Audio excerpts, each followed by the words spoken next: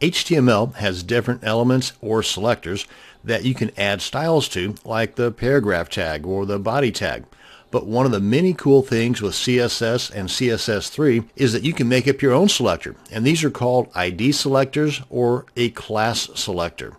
This video is on the class selector and how it's made and used. Class selectors are used whenever you have several different elements that may use the same styling. Let's say you want to style a few of the different paragraphs, but not all the paragraphs in your document. Or you want to style several H1 tags, but not all the H1 tags in your document. And that's where the class selectors come in at. And you may have noticed that all of these examples of a class selector begins with a dot. And here's what the CSS code will look like. Kind of a basic HTML5 document here, and I've got the CSS code right up here in the head section in between the opening and closing style tags. I've got a few different types in here, but all three of these are class selectors. As you can see, this one begins with a dot, this one begins with a dot, but actually it is specifically for the P tag or the paragraph tag. Likewise with this one. Now, the way this is set up here, hopefully to avoid some confusion anyway, is that everything in the content down here or in the body section that use the class selector center will be centered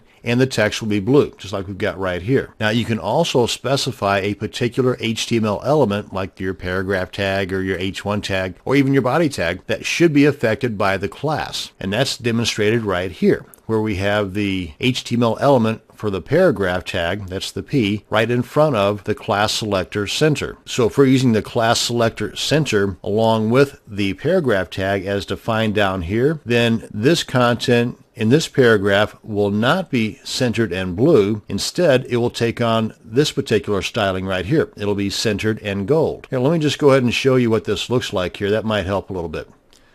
I'll open this up right here. So this bottom one here, where we've got the paragraph tag and the class selector center. And as you can see here too, by the way, that the dot is not included down here, only up here in the styling. But down here, whenever we write out the class selector center for this particular paragraph tag, then since it's defined up here as being centered and gold, that's why we're looking at it right here. Otherwise, if we did not have the class selector center defined for a particular element, in this case the paragraph tag, then it would take on the styling of right down here, just the center. The same way that the H1 tag is right here. Because as you can see, there's not a particular class selector center up here for the H1 tag.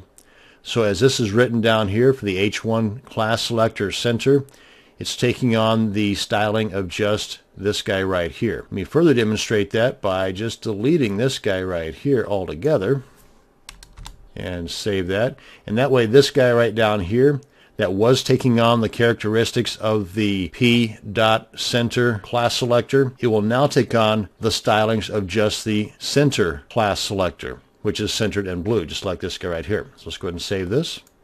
And there you go. And I went ahead and added this p.centeru just to let you know that yes, you can in fact make up your own class selectors, even if it means making up your own word in the process. And as we look down here, the p class centeru, that's this middle one right here, where we've got it taking on the styling of being centered and red. The beauty of using a class selector like these, or any class selector for that matter, is that you can use it on several different HTML elements. Now, if this were an ID selector, you could only use it on one HTML element. But that's the making of a different video. That's going to bring to a close this video on class selectors in CSS and CSS3.